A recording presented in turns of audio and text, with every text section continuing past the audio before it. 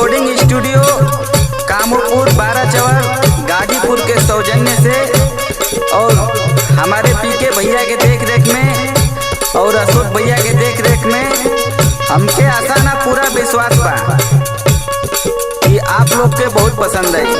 कैसे है विजय भैया? ए जी का हो? अरे पूरा देखी ना बदनिया दर्द करता। अरे उमरिया ऐसा ना कि दर्द करे। अरे उमरिया का बेदर्दी लेखा राउर के एकदम भीतरी दर्द हो। उमरिया का ना दोस्त बा। अच्छा होबे ना करे। सुनी सुनाओ।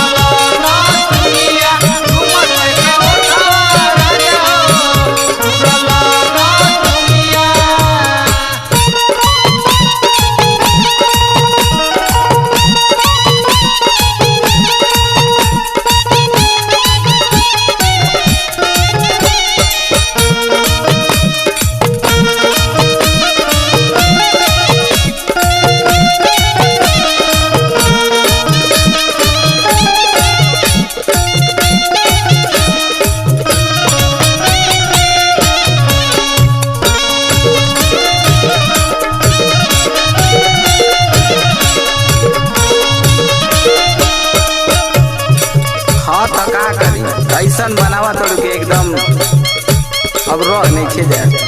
अरे तो मन पे कंट्रोल करो ना, ये हमारा जो कंट्रोल नहीं थे ना होत सुगी। अच्छा सुना सुनाओ।